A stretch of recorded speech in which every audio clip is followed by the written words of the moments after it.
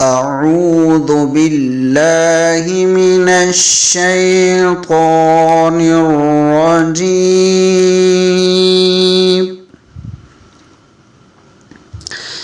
بسم الله الرحمن الرحيم.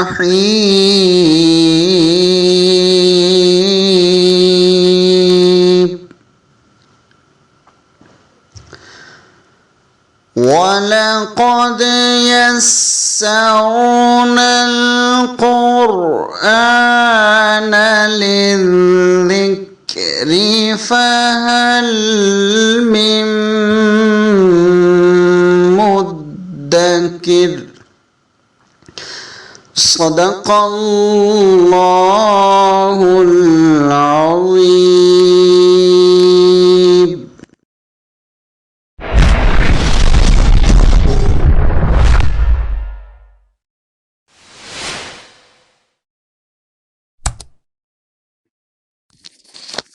أعوذ بالله من الشيطان الرجيم.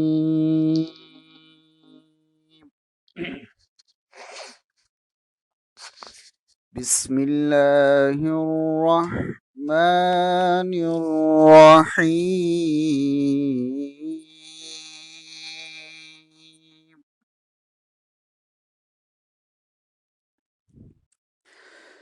إن مثل عيسى عند الله كمثل آدم.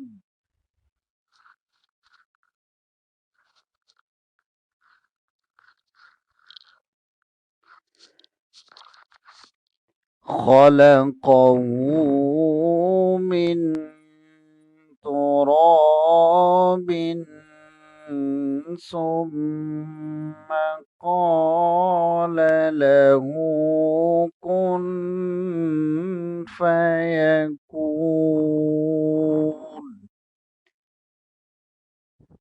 الحق من ربك فلا تكن من الممترين.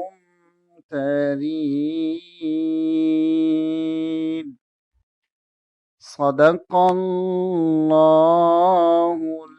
العظيم. آیت نمبر 59. ان بے شک مسئلہ مثال عیسیٰ حضرت عیسیٰ علیہ السلام کی کمثلی اسی طرح کی مثال ہے آدم جس طرح آدم علیہ السلام کی ہے. خلقہ اس کو پیدا کیا تھا یعنی آدم علیہ السلام کو من تراب مٹی سے.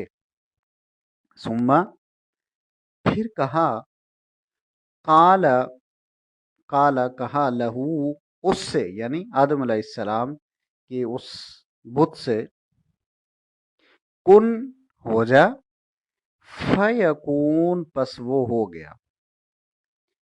یعنی اللہ تبارک و تعالیٰ اس آیت میں ارشاد فرما رہے ہیں کہ حضرت عیسیٰ علیہ السلام کی پیدائش کوئی اچنبے کی بات نہیں ہے. ان کی پیدائش بھی بالکل اسی طرح ہوئی ہے جس طرح آدم علیہ السلام مٹی کے تھے. حضرت عیسیٰ علیہ السلام بھی مٹی کا ہی حصہ ہے اور اسی طرح پیدا کیے گئے ہیں. نہ تو وہ اللہ ہیں نہ ہی اللہ کا کلمہ ہے اور نہ ہی وہ اللہ ہے. نعوذ باللہ. جس طرح آدم علیہ السلام کو مٹی سے پیدا کیا گیا اسی طرح وہ بھی مٹی کے بنے ہوئے ہیں. فرق اتنا ہے کہ یہ اللہ نے اپنے معجزے سے بنا باپ کے ان کو پیدا فرمایا ہے. یعنی اگر صرف اعجازی پیدائش ہی کسی کو خدا یا خدا کا بیٹا بنانے کے لیے کافی دلیل ہو تب تو پھر تمہیں آدم کے متعلق بدرجہ اولا ایسا عقیدہ تجویز کرنا چاہیے تھا کیونکہ مسیح تو صرف بے باپ ہی کے پیدا ہوئے تھے، مگر آدم ماں اور باپ دونوں کے بغیر پیدا ہوئے۔ یعنی اللہ نے یہاں مثال دی ہے کہ اگر آپ یہ بات کہتے ہیں کہ حضرت عیسیٰ علیہ السلام بغیر باپ کے پیدا ہوئے ہیں، تو یہ آپ کے لیے بڑی ہی غیر معمولی اور اچنبھے کی بات لگ رہی ہے۔ تو آپ ذرا غور تو کریں کہ عیسیٰ علیہ السلام کی ماں سے کے پیٹ سے تو پیدا ہوئے ہیں نا، لیکن میں نے جو آدم علیہ السلام کو پیدا کیا ہے، ان کا تو نہ باپ تھا نہ ماں، دونوں ہی نہیں تھی۔ اس پر تو آپ کو تعجب نہیں ہوتا، آپ کے ذہنوں میں سوالات نہیں آتے؟ تو یہ بہت ہی بری بات ہے جو آپ حضرت عیسیٰ علیہ السلام کے بارے میں بار بار کہتے ہیں۔ آیت نمبر 60، الحق، حق یہی ہے، من ربک، تیرے رب کی طرف سے، جو حضرت عیسیٰ علیہ السلام کے بارے میں اللہ نے بیان فرما دیا ہے۔ فلا تکن، پس نہ ہو جاؤ تم لوگ، من الممترین، شک کرنے والوں میں سے۔ یہاں تک کہ تقریر میں جو بنیادی نکات عیسائیوں کے سامنے پیش کیے گئے، ان کا خلاصہ عدالت ترتیب اس طرح سے ہے۔